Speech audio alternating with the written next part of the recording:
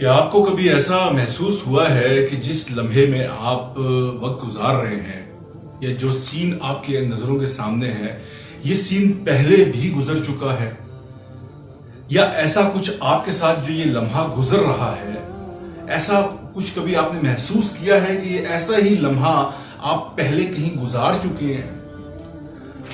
بہت سارے لوگوں نے یہ چیز ایکسپیرینس کی ہے۔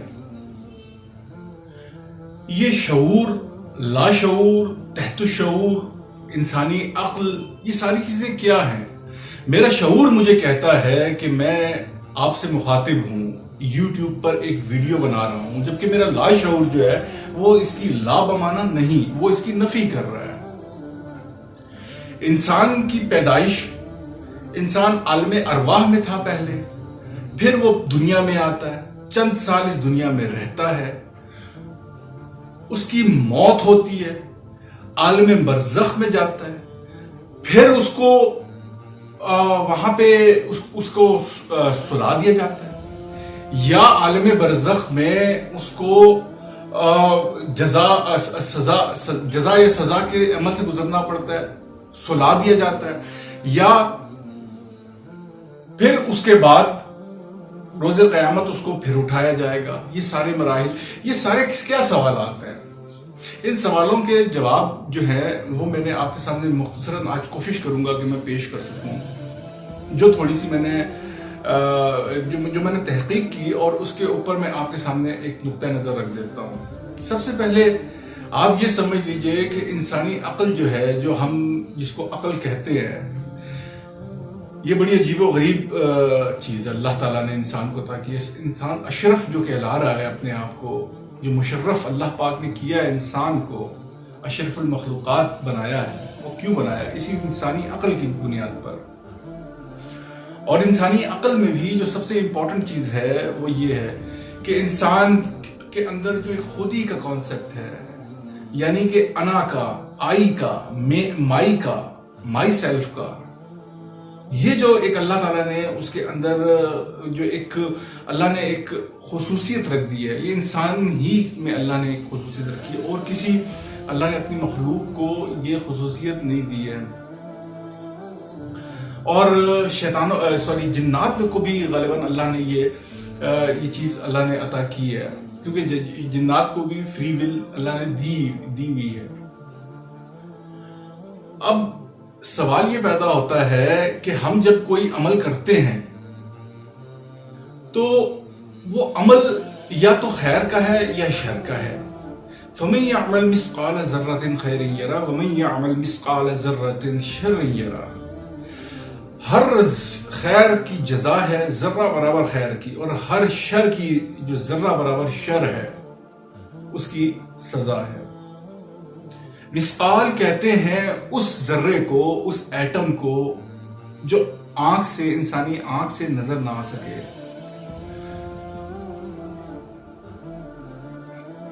انسان جب پیدا ہوا اور مرنے تک چند سالہ اس کی زندگی ہے، یہ کوئی لمبی طویل عرصہ نہیں ہے۔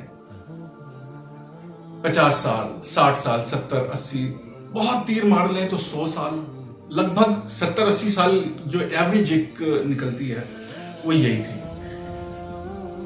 اب اس میں انسان پلاننگز کر رہا ہوتا ہے کہ میں یہ بھی کروں گا، وہ بھی کروں گا، ایسے کروں گا، ویسے کروں گا، جبکہ اللہ قرآن میں کہتا ہے وَمَا خَلَقْتَ الْجِنَّ وَالْإِنسَ إِلَّا لِيَعْبُدُونِ، میں نے انسانوں اور جنات کو اپنی عبادت کے لیے پیدا کیا ہے۔ اور ہم کیا کر رہے ہیں وہ ہمیں سب کو علم ہے، سب کے سامنے اپنے اپنے گربانوں میں ہم جھانکیں تو ہمیں پتہ چل جائے۔ اب سوال یہ ہے کہ لوگ کہتے ہیں کہ جی عذاب قبر بھی ہوگا اور عذاب جہنم بھی ہوگا۔ ایک طبقہ سوال یہ اٹھاتا ہے کہ انسان ایک دفعہ برائی کرتا ہے تو اس کی برائی کی سزا اس کو 2 دفعہ ملے گی، کہ قبر میں بھی اس کو عذاب ہوگا اور جہنم میں بھی عذاب ہوگا۔ یہ ایک سوال ہے، لیکن حضور صلی اللہ علیہ وآلہ وسلم نے فرمایا کہ قبر کے عذاب سے آپ صلی اللہ علیہ وسلم نے پناہ مانگی ہے۔ اب جب کوئی انسان مر جاتا ہے یہ خاص طور پہ مسلمانوں میں اور کرسچنز میں اور یہودیوں میں بھی دفنانے کا کانسیپٹ ہے. مختلف مذاہب میں مختلف فیونرلز کی جو طریقے ہیں وہ ہیں. کوئی جلا رہا ہے, کوئی پانی میں بہا رہا ہے, کوئی کھلے آسمان میں رکھ دیتا ہے چیل کووں کے لیے, جانوروں اور حشرات الارض کے لیے. تو خیر جس طریقے سے بھی انسان کی موت ہوتی ہے, تو موت کیا ہے؟ سوال یہ ہے. اللہ نے قرآن میں سورہ نازعات میں فرماتا ہے کہ نازعات غرقا, قسم ہے ہمیں ان فرشتوں کی جو ڈوب ڈوب کر روح کھینچتے ہیں. انسان ڈوب ڈوب کے روح کھینچنے سے کیا مراد ہے؟ اللہ کہتا ہے نا قرآن میں کہ افلا تدبرون افلا تفکرون, غور کرو فکر کرو. تو ڈوب ڈوب کر کھینچنے سے کیا مراد ہے؟ فرشتے ملک الموت تو ایک ہی ہیں. ملک بمانا سردار, آقا, بادشاہ, یعنی موت کے سردار. لیکن جب انسان کی روح قبض کرنے کے لیے فرشتے ایک سے زیادہ آتے ہیں, تو ڈوب ڈوب کر فرشتے, جو گناہگار ہوتا ہے جب اس کی موت آنے لگتی ہے تو وہ جو روح ہے وہ انسانی جسم میں چھپتی ہے. یہ میں آپ کو سمجھانے کے لیے ایک ایکسپلین کر رہا ہوں بات. تو وہ جو فرشتے ہیں وہ انسانی جسم میں داخل ہوتے ہیں, اور وہ جو روح چھپ رہی ہوتی ہے, پھیل رہی ہوتی ہے, اس کو وہ نکالتے ہیں, کھینچ کر نکالتے ہیں, ڈوب ڈوب کر نکالتے ہیں. اچھا, اب وہ نکال کے لے گئے. اب جو پیچھے جو باڈی رہی انسان کی وہ مٹی ہے, وہ جو ایک پتلا ہے, مر گیا. مرنے کے بعد اب تین اب جو ہیں وہ فرشتے آ رہے ہیں. کتنے آ رہے ہیں اللہ ہی جانتا ہے, 4 ہیں 5 ہیں. احادیث میں اور قرآن میں جتنا اس کے بارے میں بتایا گیا اس کے بس ہمیں اسی تک رہنا چاہیے. اب وہ فرشتے جو ہیں دوبارہ اس میں جان ڈالتے ہیں. وہ جان ڈال کے اس سے بلکہ اس روح کو, سوری میں پہلے یہ اس پہ بعد میں آتا ہوں. وہ جو روح جب نکالتے ہیں تو اس روح کو اگر تو وہ بد روح ہے تب بھی اور نیک روح ہے تب بھی اس کو آسمانوں پر لے کے جایا جاتا ہے. اور نیک روح کے جسم کو جب لے کے جایا جاتا ہے تو اس میں سے خوشبو نکل رہی ہوتی ہے, اور فرشتے اس کو ویلکم کر رہے ہوتے ہیں آسمانوں پر. جبکہ بد روح کے ساتھ اس کے ساتھ بالکل اس کے بالکل الٹ ہوتا ہے. بدبو نکل رہی ہوتی ہے اس کی روح جسم سے, اس روح سے, اور فرشتے اس پہ لعنت ملامت کر رہے ہوتے ہیں. اب اس کے بعد 2 مقام ہیں جن کا قرآن میں ذکر آتا ہے, علیین کا اور سجین کا. اب نیک روحوں کے لیے علیین, اور جو بد روح ہیں ان کے لیے سجین کا جو مقام ہے وہاں پہ ان کو رکھ دیا جاتا ہے وہاں پہ. لیکن اب یہ روح واپس آتی ہے اور انسانی جسم میں داخل کی جاتی ہے, اور پھر اس سے وہ سوال پوچھے جاتے ہیں, 3 سوال. من ربو کا, من دینوں کا, من نبیوں کا. ان 3 سوالوں کے وہ جواب انسان اسی صورت میں دے سکے گا. بظاہر بہت آسان سوال ہے کہ تیرا رب کون ہے؟ انسان کہے گا اللہ. کہ اس حالت میں من دینوں کا, اسلام. من نبیوں کا, محمد رسول اللہ صلی اللہ علیہ وآلہ وسلم. لیکن ان 3 آسان سوالوں کے جواب یہ وہی دے سکے گا قبر کے اندر جو اس دنیا میں جس نے ان 3 سوالوں کے جوابات دینے کے لیے تیاری کی ہوگی. ورنہ اس کی یہ زبان جو ہے یہ اس قابل نہیں رہے گی کہ وہ یہ جواب دے سکے. اب جب انسان مرتا ہے تو اس کی جو بعض اوقات کہتے ہیں کہ انسان کی شکل بگڑ جاتی ہے. شکل بگڑنا کوئی اس بات کی حتمی دلیل نہیں ہے کہ اس کو وہ کوئی بد انسان ہی تھا.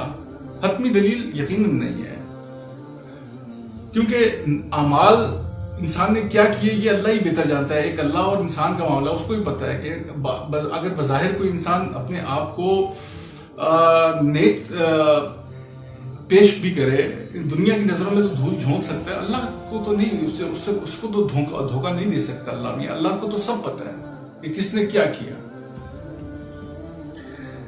حضرت آسیہ جو فرعون کی بیوی تھی, नेक और सालेहा थी, सालेह औरत थी, खातून थी।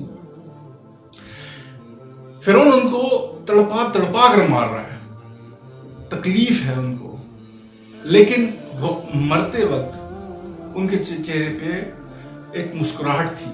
वो क्यों थी? उन्होंने जिंदगी में अल्लाह से दुआ मांगी थी कि या अल्लाह मेरा घर जो है जन्नत में बना। तो जब उनको ये तकलीफ पहुंच रही थी तो अल्लाह ताला ने वो पर्दा आंखों से आगे हटा दिया उनके, और उनको उनका घर दिखा दिया जन्नत में। और तो वो घर देख के वो मुस्कुरा उठी, और इसी हालत में अल्लाह ने उनके रूह कब्ज कर लिया। अब सही अहादीस से भी हमें यह भी पता चलता है कि जो जुमे के दिन या जुमे की रात को फौत हो, वो एक नेक उसका रसूलुल्लाह ने फरमाया कि उसको वो अज़ाब कब्र से महफूज रहेगा। आलम बरज़ख के क्या मामलात हैं, मरने के बाद एग्जैक्टली क्या होता है, कोई नहीं बता सकता, ये सिर्फ अल्लाह ही को इल्म है। अहदीस में और कुरान में जितना बताया गया है, आपसे मेरी इल्तिजा है आप उसको उसी तक रखिए। आप अगर कुरैद में पढ़ेंगे तो आप गुमराही की तरफ होने का आपको एहतमाल है कि आप कहीं भटक जाएं। कुरैद की हम जुस्तजू ना कीजिए इन चीजों की, क्योंकि जब बता दिया है रूह क्या है। रूह अल्लाह ने जब रसूलुल्लाह से पूछा कुफार ने, कि अल्लाह ने फिर कहा कि रूह अमरे रब्बी है, इनसे कह दो कि मेरा अम्र है, मेरा हुक्म है। अब इंसान इस रूह के पीछे पड़ा हुआ है।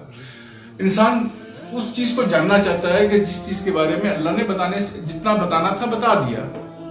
उससे ज्यादा कि हमें कुरैद की या जुस्तजू करने की जरूरत ही नहीं है। हमें तो जुस्तजू और कुरैद करने की उस चीज की जरूरत है जिसके बारे में हमें तालीम दे दी गई है कि ये दुनिया जो है, वमा खलक़ल जिन्ना वल इंसा इल्ला लियअबुदून, कि हमने इंसान को और जिन्नात को अपनी इबादत के लिए पैदा किया है। तो हमें अल्लाह ने जिस काम के लिए पैदा किया हम वो क्यों नहीं करते? हम तो दुनिया के पीछे लगे हुए हैं। अगर दुनिया कमा ली और आखिरत ना कमाई तो क्या रहेगा हमारे पास? कहते हैं ना कि इंसान के साथ तीन चीजें जाती हैं, अजीज, अकारब और उसके अमाल। बाकी दो चीजें वापस आ जाती हैं और एक चीज उसके साथ जाती है, अमाल। अमाल के लिए हम जिसका हमने जिसका जवाब देना है उसकी हम तैयारी क्या कर रहे हैं? इज़ा ज़ुल्ज़िलतिल अर्ज़ु ज़िलज़ालहा व अख़रजतिल अर्ज़ु अस्क़ालहा व क़ालल इंसानु मा लहा यौमइज़िन तुहद्दिसु अख़बारहा बिअन्ना रब्बका अवहा लहा अल-हाक़्क़ा मल-हाक़्क़ा अल-क़ारिया मल-क़ारिया अरअयतल लज़ी युकज़्ज़िबु बिद्दीन। कुरान में जगह जगह उस दिन का हमें बताया गया है। पुलसरात के वाक़यात मामलात हैं, एक एक चीज का हमें बताया गया है। ये दुनिया में ये वो इम्तिहान है कि हम दुनियावी तौर पे इम्तिहान जब देते हैं तो हमें क्वेश्चंस का पता नहीं होता कि इम्तिहान में क्या क्वेश्चंस आएंगे और उसके हमें क्या आंसर्स देने हैं, जबकि अल्लाह ने हमें यहाँ पे वो सवाल नामा भी पकड़ा दिया, वो जवाब भी दे दिए, बता दिए कि ये सवाल हैं, इनके ये जवाबात हैं, इनको इस तरह से कर लो तो कामयाबी है, इस तरह से नहीं करोगे तो नाकामी है। हाय काश, वेल, अफसोस, काश भी ये कर लेता, लेकिन नहीं। जगह जी लगाने की दुनिया नहीं है ये, इबरत की जा है तमाशा नहीं है। अल्लाह ताला हमें नेक अमाल करने और